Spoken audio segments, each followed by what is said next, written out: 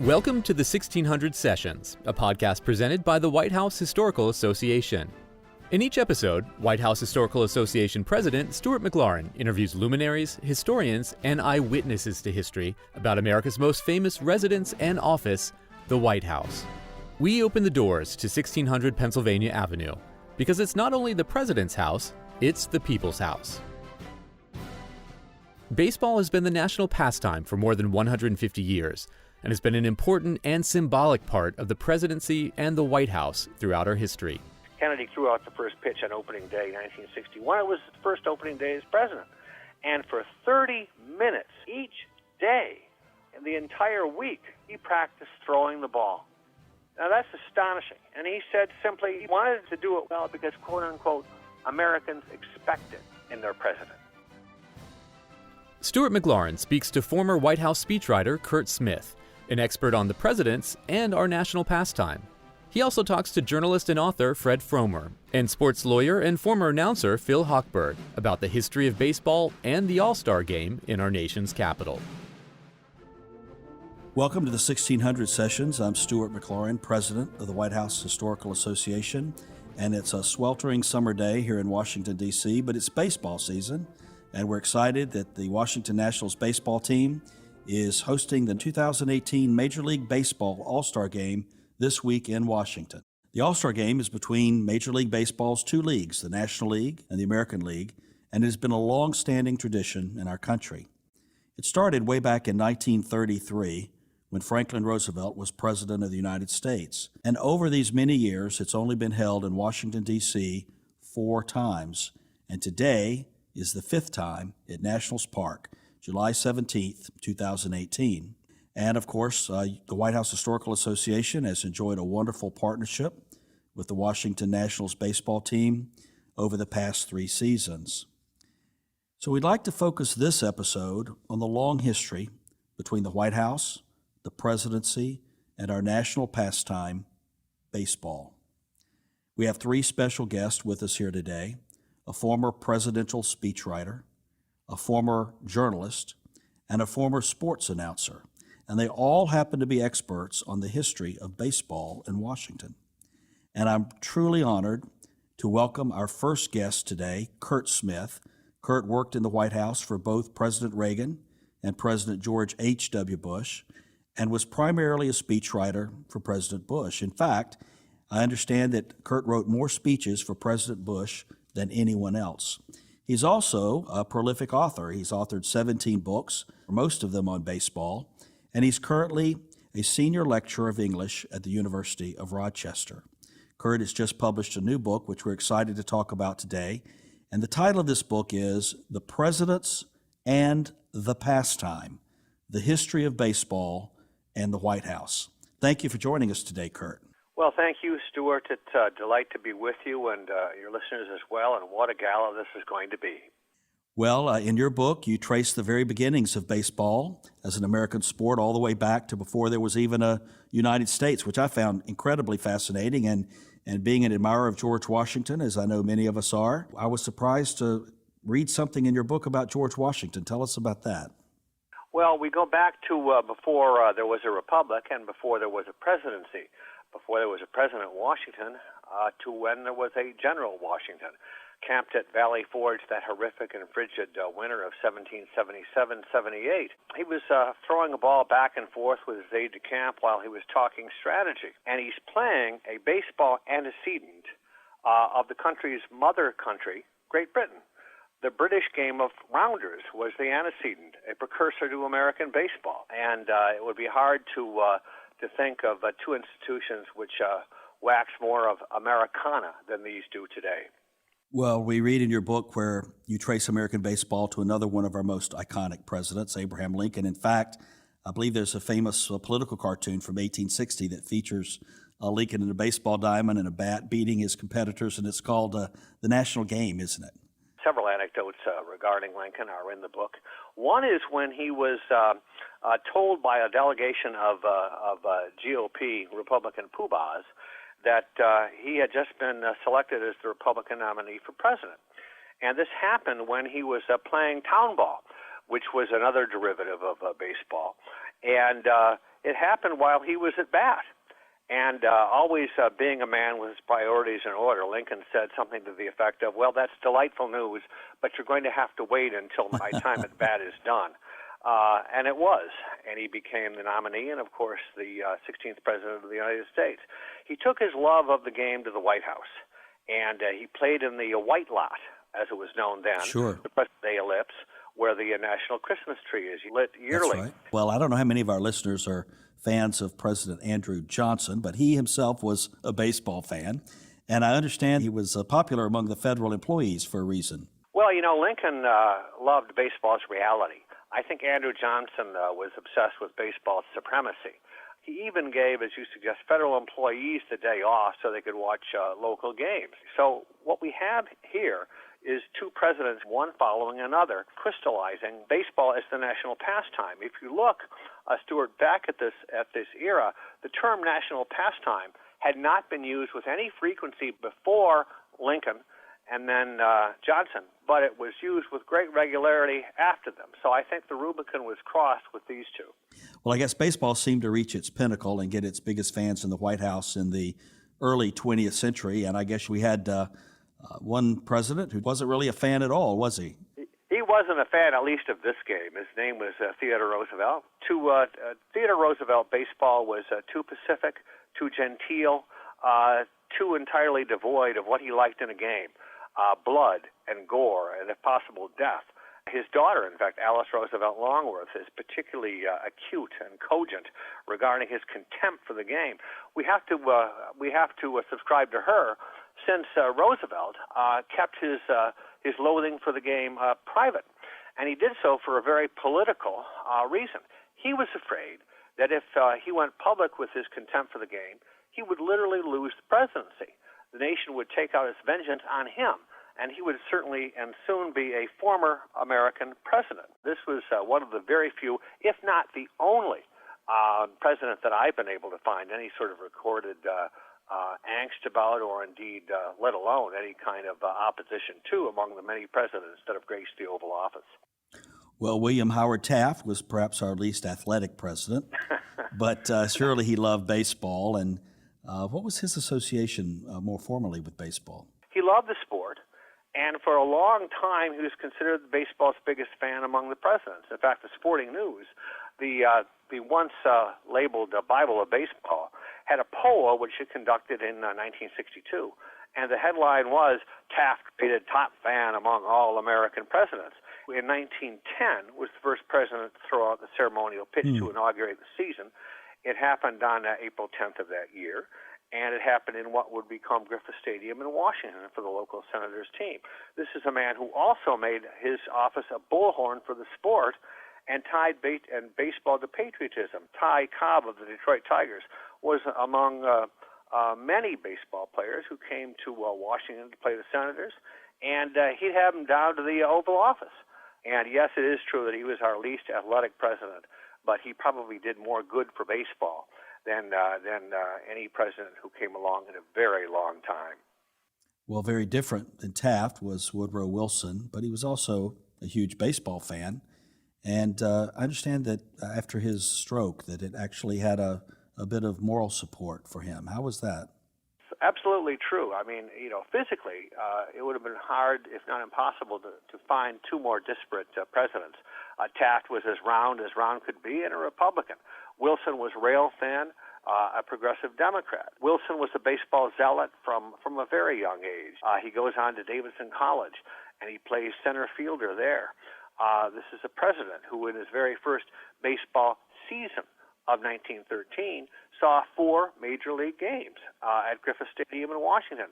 Then, of course, came his strokes, and this darkened his second term, rendered him, in essence, incapacitated, made his wife, to a very great degree, acting president, and made him a semi-recluse to the extent that the only time that he would render himself in public during the last year year and a half of his presidency, not to mention the 4 years after he left the White House, was he would be driven from the White House or from his residence, which also was in Washington, to Griffith Stadium.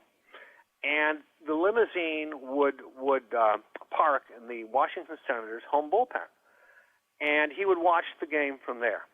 Moreover, the Secret Service would stand on each side of the limousine. The top would come down, and the Secret Service would protect Wilson from foul balls and also from any possible home runs. This was the sole refuge outside of Wilson's wonderful wife. It gave resolution to his life in the last 4 to 5 to 6 years of that life. Other than George W. Bush, there was another American president who owned a baseball team. Who was that? I'm going to guess Warren Harding. Do I win? You win. You get the prize. He owned what has generally been described at various times as either a town team or a minor league team, and he owned it in the Ohio State League. And Warren Harding was a terrific baseball fan. Not too well regarded by historians, but I suppose if you're a baseball historian, you probably put a different light. He was a great friend of Walter Johnson. Walter Johnson was the winningest pitcher in Washington Senators history, which isn't saying a lot, I know, but among the greatest winning pitchers in Major League Baseball history. An enormous role model, revered, cherished by the youth of his day. He's one of 5 inaugural members of the Baseball Hall of Fame, along with Babe Ruth and several others. In fact, speaking of Babe Ruth, it was he who Warren Harding invited to the White House whenever the Yankees were in town to play the Senators.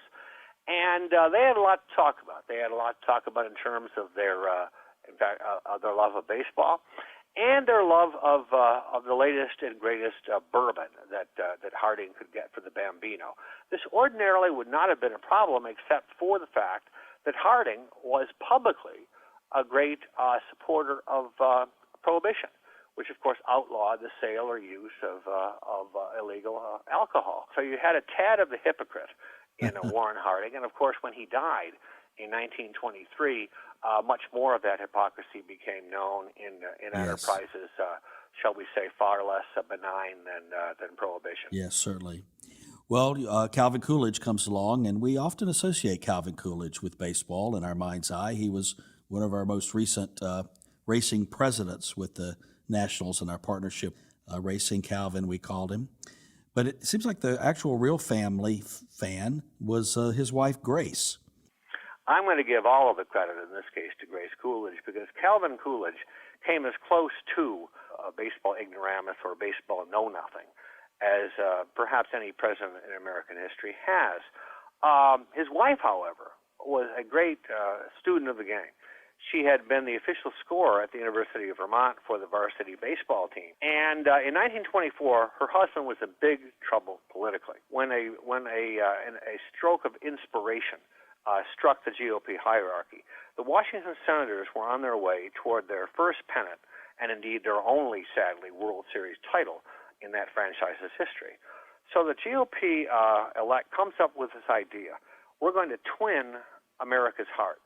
We're going to link Calvin Coolidge with the Washington Senators. Mm-hmm. Now, how do you do that with a man who knows nothing about the sport and whose personality is not exactly electric? After all, he was known as Silent Cal, with good reason. So pizzazz was not going to reelect him, but baseball might. And so Grace Coolidge begins to write some of her husband's speeches.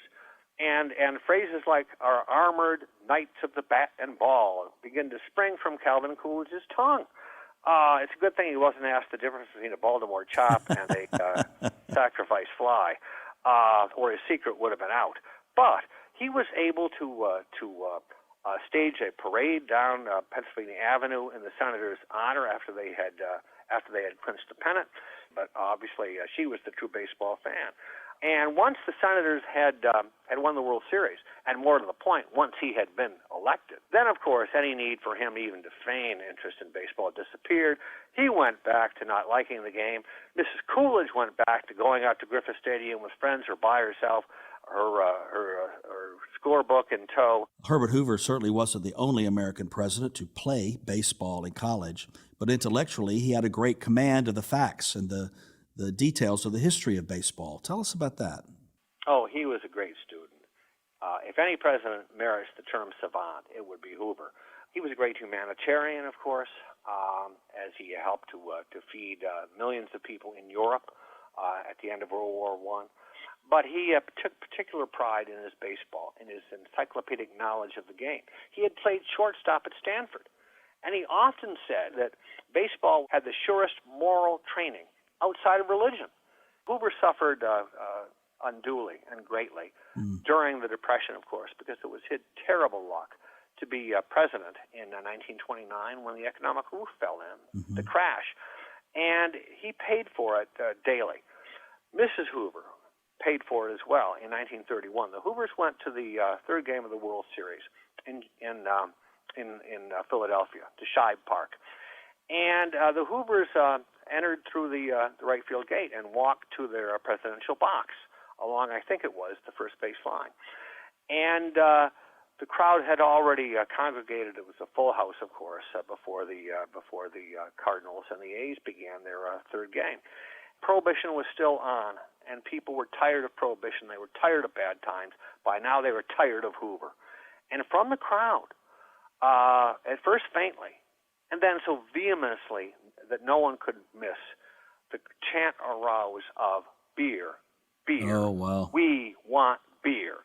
And Hoover by now was inured. I mean, I doubt that he had any feeling left in his body. Mrs. Hoover, Lou Hoover, a wonderful first lady, was shocked. I mean, her face turned white, it was said. And she really never recovered from this. Hoover ultimately moved to the Waldorf Astoria in New York, where he lived the last 25 years of his life.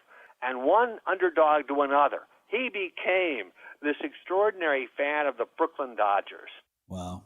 Well, I was really surprised, for some reason, personally, to see FDR on the cover of your book. What's the significance of Roosevelt that would put him on the cover? Well, the significance is that he saved baseball.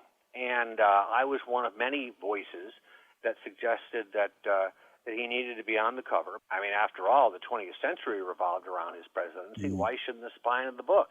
After the Japanese attacked Pearl Harbor on December 7, 1941, baseball didn't know whether it should proceed to operate in 1942, whether it should go out of business, what it should do, particularly with so many of its great stars and lesser lights going abroad to serve their nation. So the commissioner of baseball, Kennesaw Mountain Landis, wrote Franklin Roosevelt a letter. Ironic enough, since they hated one another.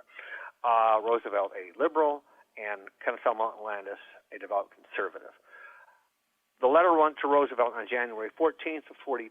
The very next day, Roosevelt answered the letter, and not simply wrote a letter back, read his letter aloud, his answer aloud at a White House press conference. Such was baseball's import during the war. He said it's important, it's pivotal for the morale of the home front, and it's pivotal for the morale of our troops in the European and the Pacific theaters. And he was right. Later it was shown that except for letters from loved ones here at home, nothing buoyed the morale of troops abroad more than box scores and daily accounts of games from newspapers back here in the States. So Roosevelt knew his country. He knew his game. Franklin Roosevelt saved baseball. Wow. Bigger fan of baseball, Grace Coolidge or Bess Truman? Well, far be it from me to bet against Bess. Harry would not like that. He called Bess the boss, and their daughter Margaret was the boss who bosses the boss. And I'll tell you, Harry Truman never professed to know much about baseball, but no one ever had more of a blast opening the baseball season on opening day. One day, a year, he would throw it with his right hand. The next year, he would begin the season with his left hand. And then the next season, he would begin the season by cupping the baseball with both hands and throwing it over his head. He would call it ambidextrous. Yogi Berra would call it, and did call it, amphibious. But the point is, he just enjoyed it immensely, and his enthusiasm was contagious. Bess, on the other hand, knew baseball from A to Z. She had been, when they first met in Independence, Missouri, Harry had been wowed by Bess's looks and by her hair and by her eyes, but especially how she was a great baseball player on the all-boys team. She was the only girl, and by how Bess could whistle between her teeth.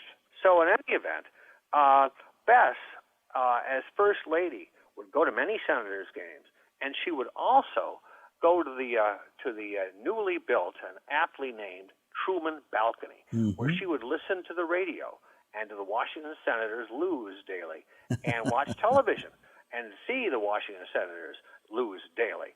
And she was a great fan in spite of that. So in answer to your question, Bess gets my vote.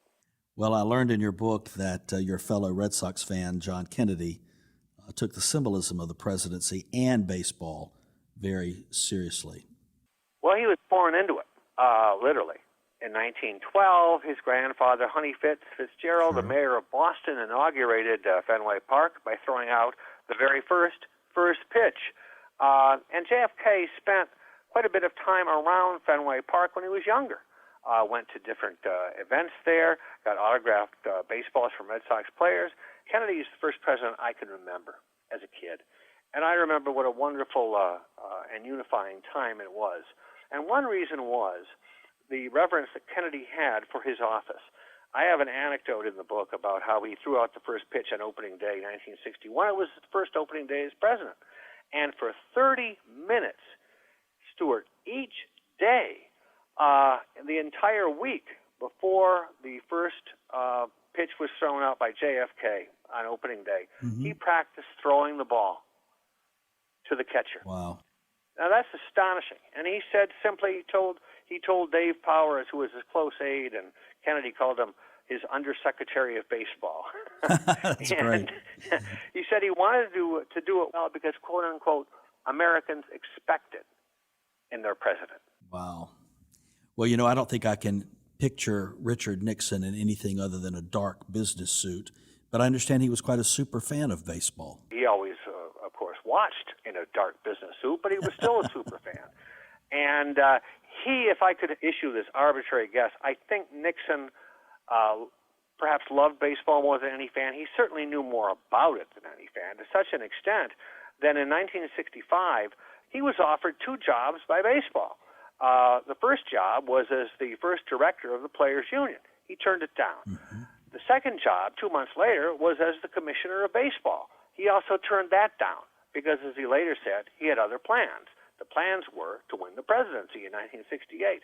But both of those jobs show the enormous self-esteem that he had within and how deeply he was valued by baseball. He becomes president, and immediately, straight away, he throws a gala in the White House to commemorate the All-Star Game and the landing on the moon, which happened in the very same week. In fact, Hank Aaron, meeting him, said that Nixon knew more about baseball than most people holding jobs in the game. And Nixon, in the receiving line, that had more than 100 players and Hall of Famers, often introduced the players before they could introduce themselves, and not simply their names, but also many facts about their careers.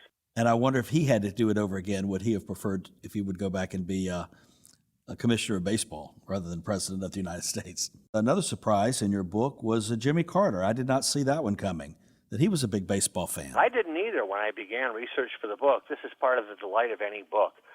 You come upon surprises which just come at you out of left field, to use a baseball term. This is a man who did not throw out one first ball during the regular season as president. People got the idea he didn't like the game.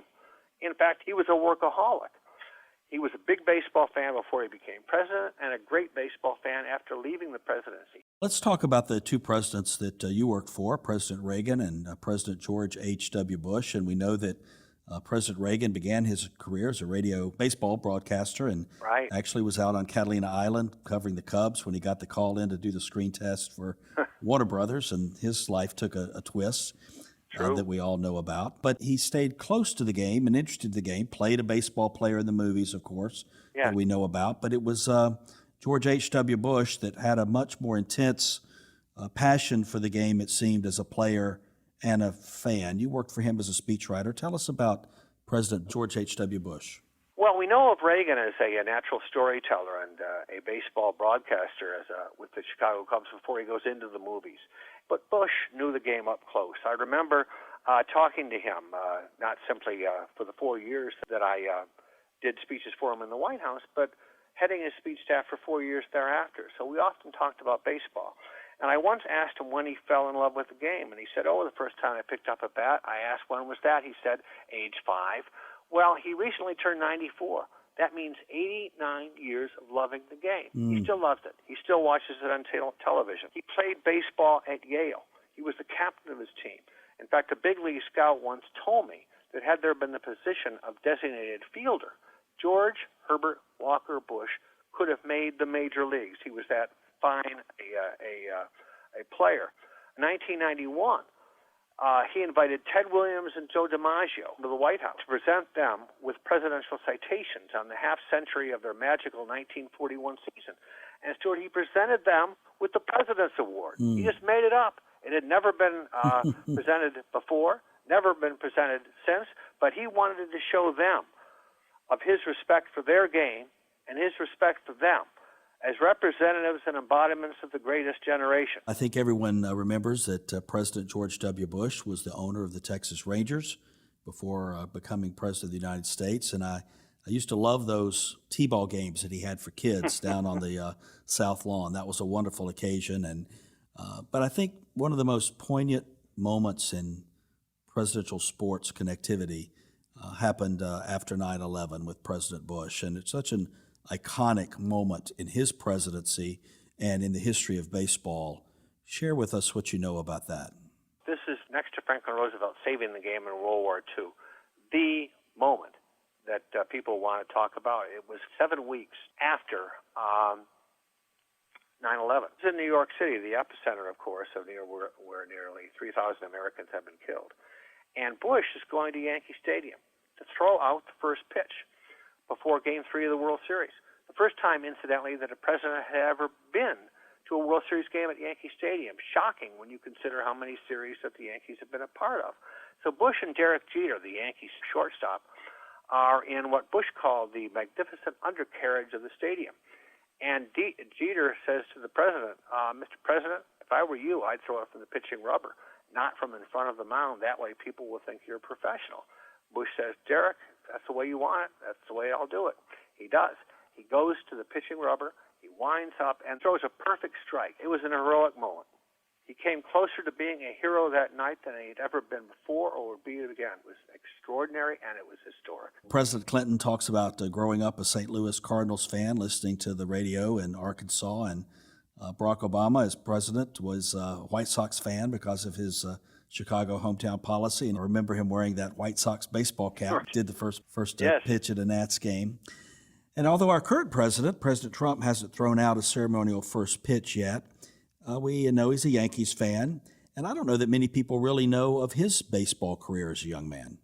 No, in fact, what is amazing to me is that I talk to folks around the country, no one seems to know of Donald Trump's baseball pedigree.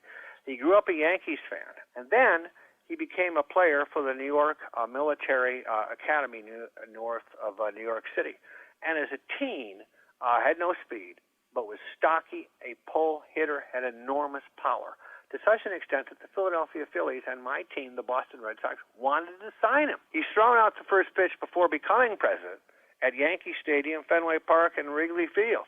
But he has yet to throw out a first pitch either one of the Washington Nationals opening days in 2017 or 2018. Well, the time is ripe for Washington to have a World Championship baseball team, and certainly it's an exciting day today in this city as the best players in baseball are all gathered here for the 5th All-Star game to be held in our nation's capital in the wonderful history of this great American game. We've talked today with Curt Smith, the author of The Presidents and the Pastime, The History of Baseball in the White House. It's a wonderful book, a perfect summer read for everyone listening. And thank you, Curt, for your time, and thank you so much for this wonderful contribution to the history of baseball, but really the history of the White House, which is an important mission to us here at the White House Historical Association. Thank you so much. Very true and nicely put, and my thanks to you for being so kind, and now everyone out to the old ballpark. That's right. Play ball.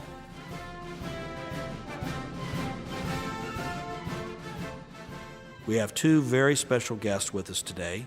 The first is Fred Frommer. He is a former Associated Press reporter and now runs the sports business practice for the communications firm Dewey Square Group. He's an expert on all things baseball in Washington and is the author of several books, including A History of Baseball in Our Nation's Capital called You Gotta Have Heart. Thank you for joining us today, Fred. Great to be here, Stuart. Thank you. And we're also delighted to have with us Phil Hochberg. Phil is an entertainment and sports lawyer with a long personal history in Washington baseball. Phil was the Washington Senators stadium announcer between 1962 and 1968. After the Senators left D.C. in 1971, he continued his public address announcing at Redskins games for 38 years, and he holds the distinction of being in both the Washington, D.C. Sports Hall of Fame and the Redskins Ring of Honor. Thank you for joining us today, Phil. Thanks for having me. Fred, let's start by talking a bit about the history of baseball and its ties to the White House. Baseball really took off around the time of the Civil War when Washington grew dramatically as a city. Some of the first baseball teams in Washington were actually government clerks. Describe some of those early baseball teams for us.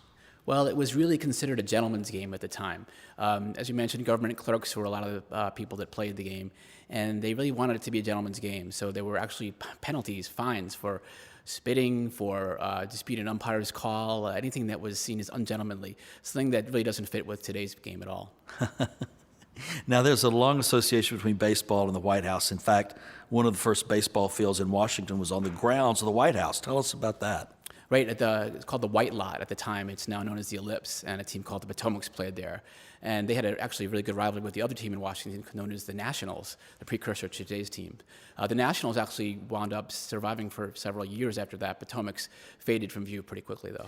Now let's talk about Washington's longtime official team, the Senators. There were three different iterations of this team, starting all the way back in the 1891. Phil, can you summarize for us the history of this team, when it started, when it left Washington, and life in between? The team was very bad, notwithstanding having an all-time Hall of Fame member, Walter Johnson, as a pitcher. There was the old saying, Washington, first in war, first in peace, and last in the American League. And they were last in the American League many times.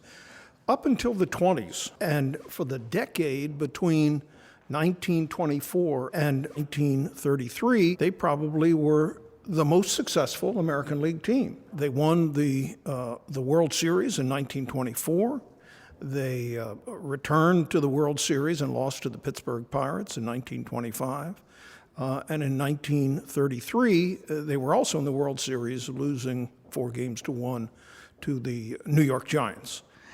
Well, how did the name change from the Senators to the Nationals? What was that all about? One of the early teams back in the 1860s had Senator Arthur Gorman, and they simply adopted the name Senators. During that period, or subsequent, they were known both as the Senators and the Nationals, and the newspapers would use, for headline purposes, Nats, even though they were called the Senators. And there was some question as to what was the proper name of the team when they were in that very good period between 24 and 33. The New York Times religiously would call them the Senators. That was really what they were known as, but their formal name was the Nationals. So you had all these different kinds of nicknames.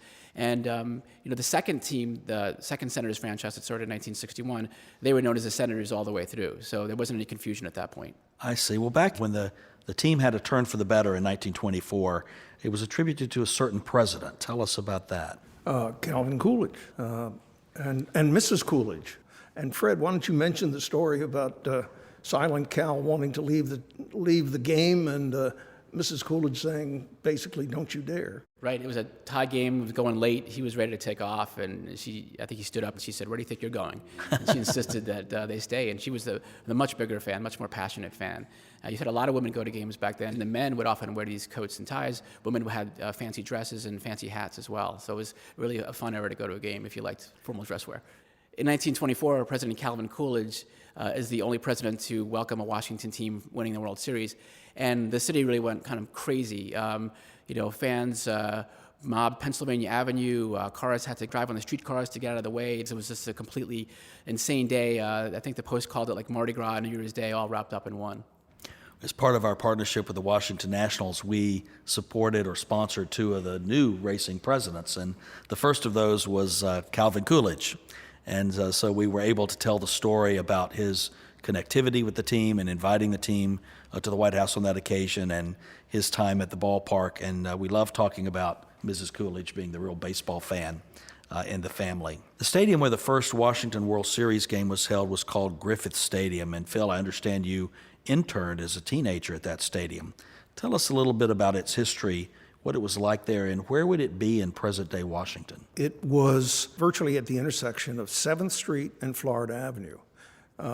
Torn down in the 60s, and the land is now occupied by Howard University's hospital. The stadium was constructed in the early 1900s, burned down in 1911, and Clark Griffith, who owned the team at that time, reconstructed the stadium, a much more substantial stadium.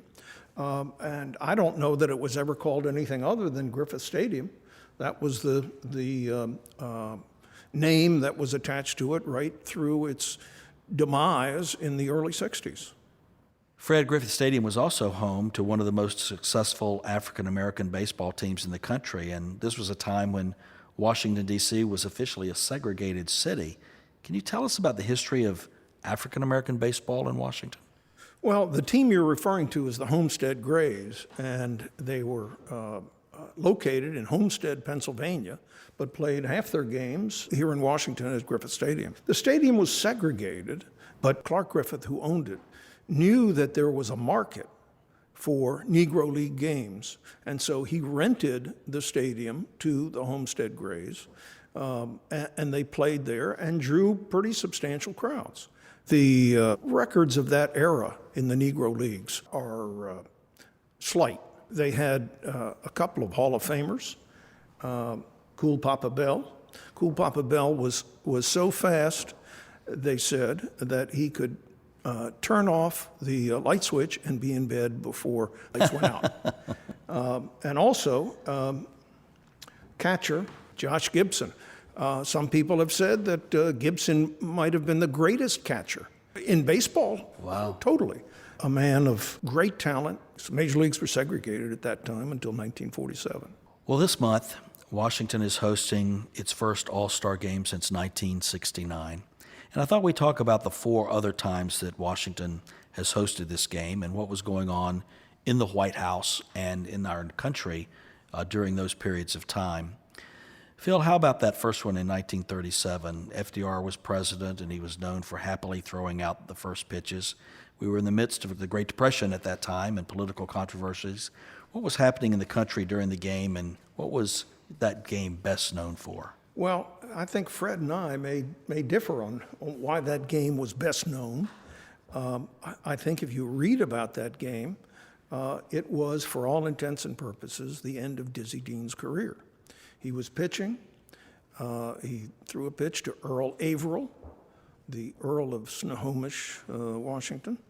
Averill hit a line drive, which hit Dizzy Dean in the toe, broke his toe. Dean continued to pitch, but he was never the same after that. If you look at his career prior to 1937 and his career after 1937, there's no comparison. Well, Phil, I actually agree with you that was a very significant event. And Dizzy Dean, ironically, had said weeks before the game that he wasn't going to pitch. And do we know, was President Roosevelt at that game in 1937? He was, and to your point about the controversy at the time, this was in the midst of President Roosevelt's attempt to pack the Supreme Court with extra justices, and it wasn't going over very well in Congress, and he took a little hiatus to throw the first ball out. And the Senate actually, there was some talk about whether the senators would be able to see the game because they were in the middle of this debate, and the Senate Majority Leader at one point said, I'm not going to let people out just to see a ball game, but eventually he compromised. They had a half a day. Senators got out to see the ball game, and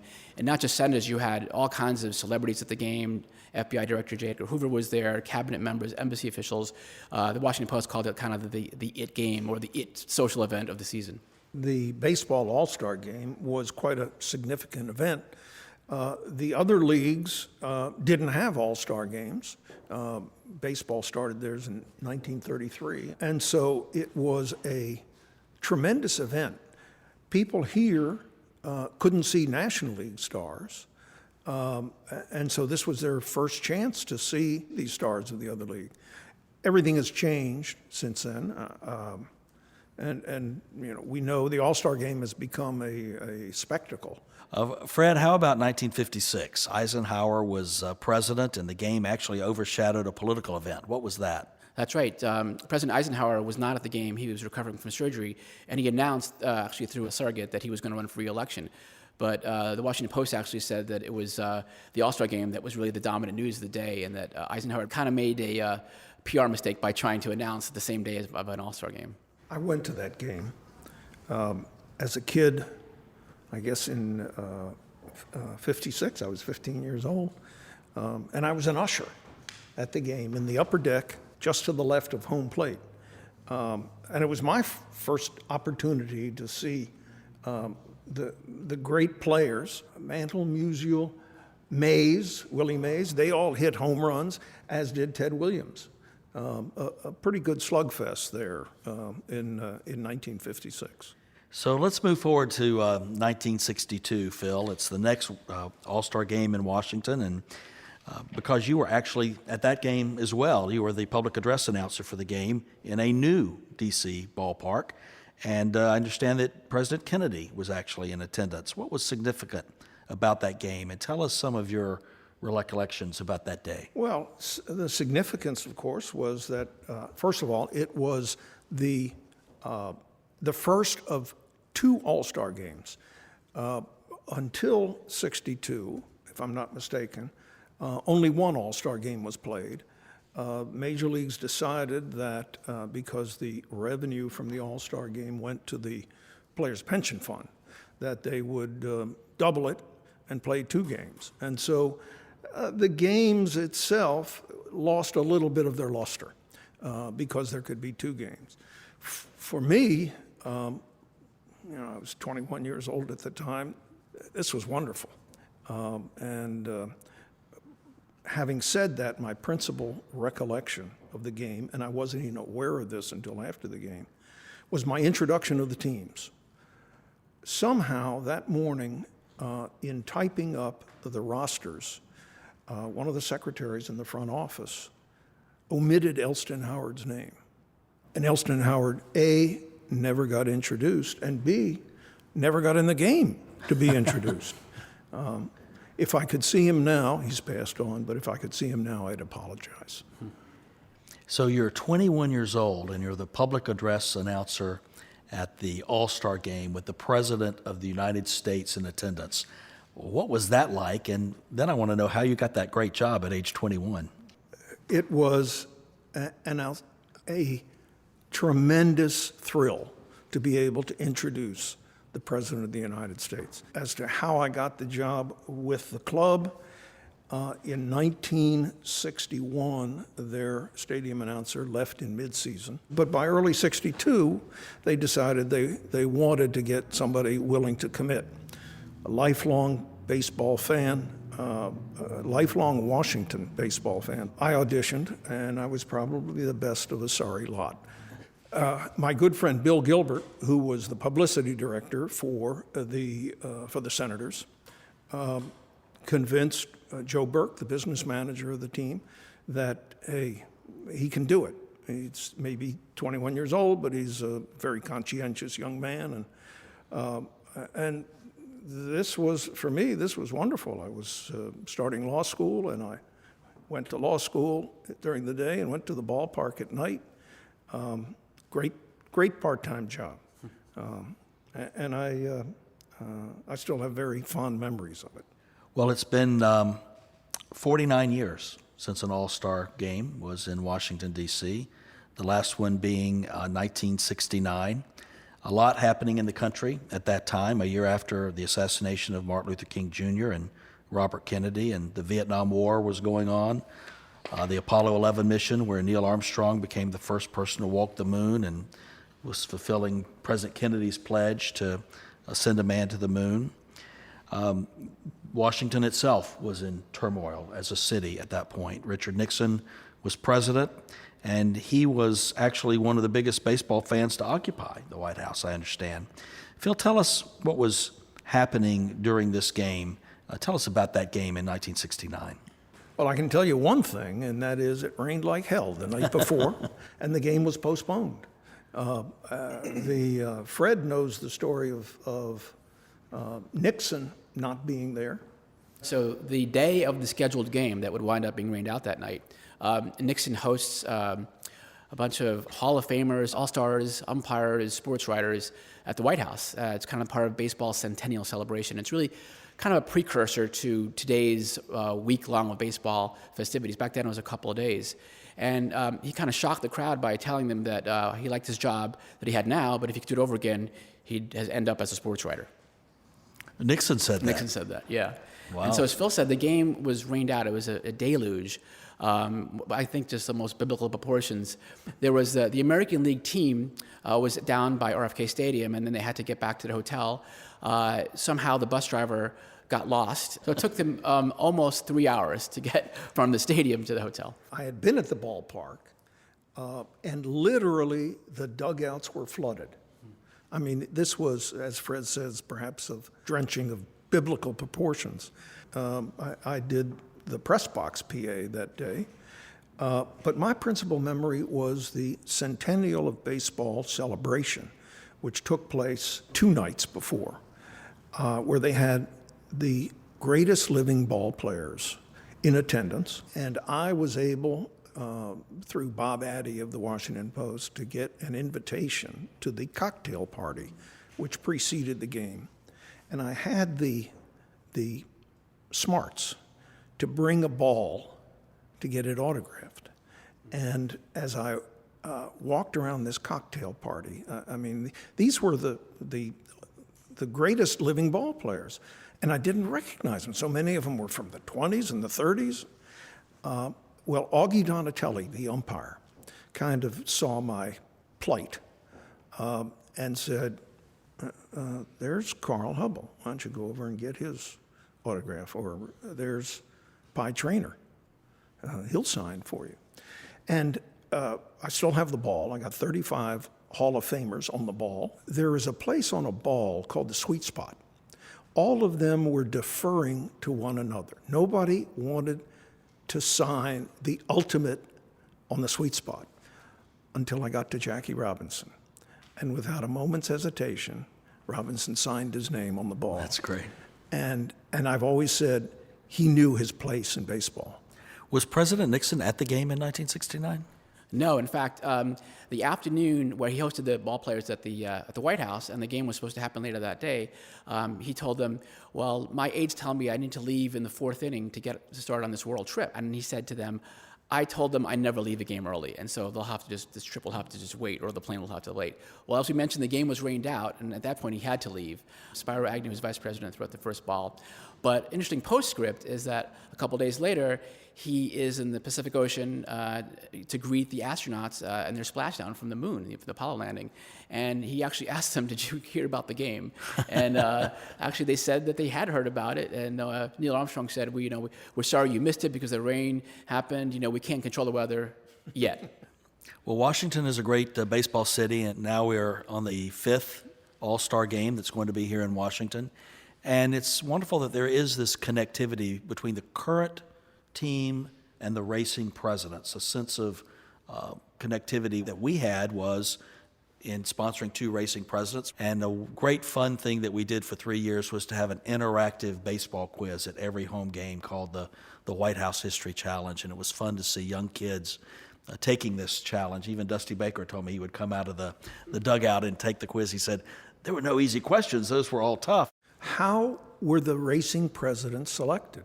Well, I understand originally it was just a group sitting around, and they came up with the idea rather ad hoc, and it evolved from there.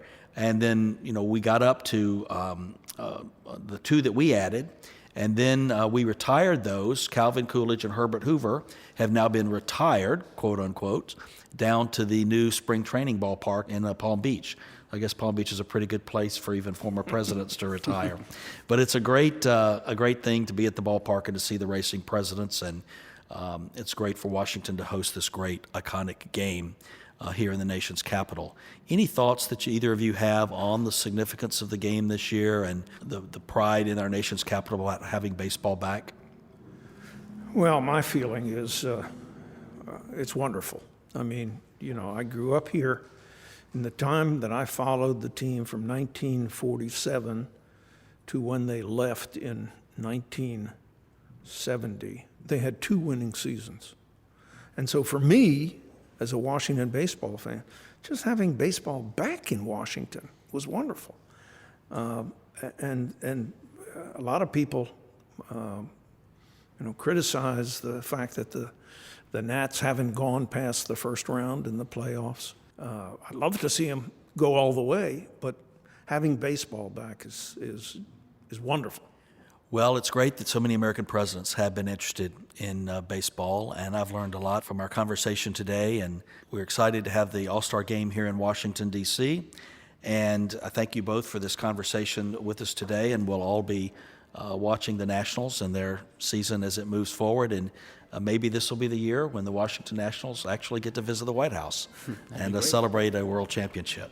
Thank you, Fred. Thank you, Phil. Appreciate all that you've done for this city and for baseball, and your great knowledge of the sport and the game and its connectivity to the White House and our presidents. Thank you very much. Thank you. And if you'd like to learn more about the history of baseball in the White House or listen to more of the 1600 sessions, you can visit us anytime at whitehousehistory.org. You've been listening to the 1600 Sessions. This podcast is presented by the White House Historical Association and produced by Long Story Short Media. You can subscribe or download new episodes at the1600sessions.org. And you can help others find this podcast by rating and reviewing us on iTunes or wherever you get your podcasts. Thanks again to Kurt Smith, Fred Fromer, and Phil Hochberg. And thank you to the U.S. Marine Band Library, which provided the music for this podcast.